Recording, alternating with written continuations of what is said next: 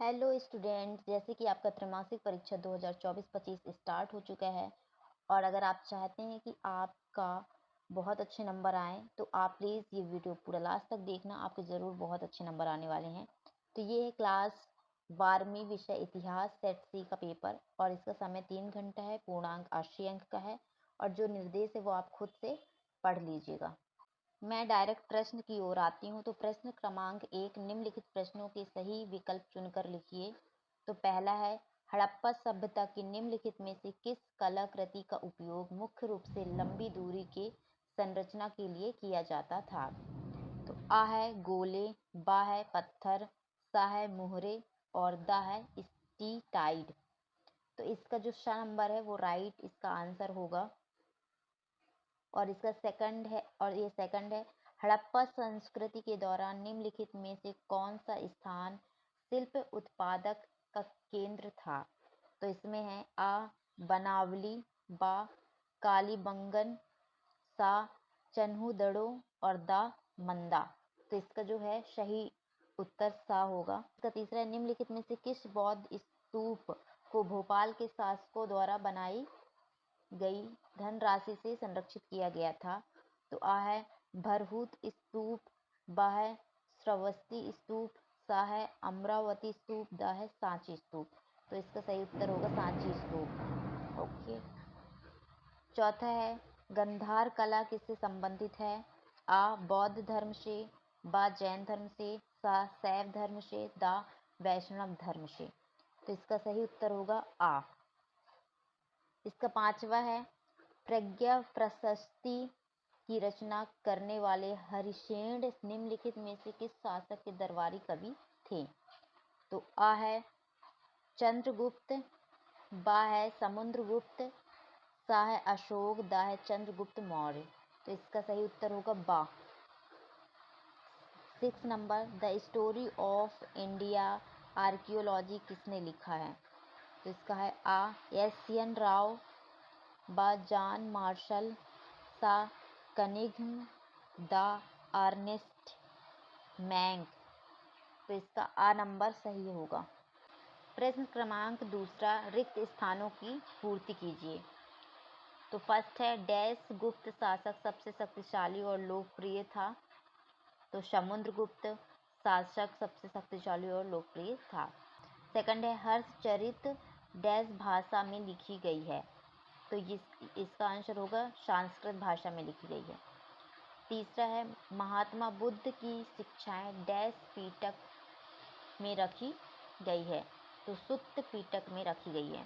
चौथा, संस्कृत को विशाल पहुंच वाली भाषा के रूप में डैश ने वर्णित किया है? तो इसका है अल बिरूनी ने वर्णित किया है। पांचवा, दक्षिण भारतीय वैष्णव संत डैश नाम से जाने जाते थे? तो इसका आंसर होगा अलवार नाम से जाने जाते थे। छठवा है, सिंधु घाटी सभ्यता में सड़कों तथा नालियों को बनाने में डैश पद्धति का उपयोग किया गया है? तो इसमें इसका सही उत्तर होगा ग्रिड। प्रश्न क्रमांक 3, निम्नलिखित वाक्यों में सत्य असत्य लिखिए। तो इसका पहला है, गुप्त वंश के काल में अधिकांश साम्राज्यवादी वैष्णव अनुयायी थे? तो इसका जो उत्तर होगा वो सत्य होगा। फिर सेकंड है, भूमि का वह भाग जो ब्राह्मणों को दान में दिया जाता था अग्रहार कहलाता था? ये भी सत्य होगा। तीसरा है, प्रथम शताब्दी ईस्वी में सोने के सिक्के कुषाण राजाओं ने जारी किए थे? तो ये भी सत्य होगा। चौथा है, जैन आगम प्राकृत भाषा में लिखे गए हैं? तो सत्य होगा। पांचवा, नालंदा विश्वविद्यालय की स्थापना कुमारगुप्त प्रथम ने की थी? तो ये भी सत्य है। छठवा है, पड़ीली की अष्टाध्यायी पाली भाषा के व्याकरण का महत्वपूर्ण स्रोत है? तो ये असत्य होगा। प्रश्न क्रमांक 4, सही जोड़ी बनाइए। कॉलम आ कॉलम बा। पहला है, किताब उल हिंद। तो इसका सा नंबर होगा अल बरूनी। सेकंड है, फ्रांसवा वर्नियर तो इसका आ होगा फ्रांस। तीसरा है उपनिषेधों की रचना, तो इसका होगा आपका द नंबर, 6ठी सदी ईसवी पूर्व। चौथा है स्तूप, तो इसका होगा ई नंबर, महापरिनिर्माण का प्रतीक। फिर 5वां है थेरी गाथा, तो इसका होगा जा सूत पीटक। इस 6वां का इब्न बतूता, इसका बा नंबर होगा सन 1333 ईस्वी में। 7वां मृच्छाटिकम, तो इसका फा नंबर होगा शूद्रक। फिर प्रश्न क्रमांक 5, निम्नलिखित प्रश्नों के उत्तर एक शब्द या एक वाक्य में लिखिए।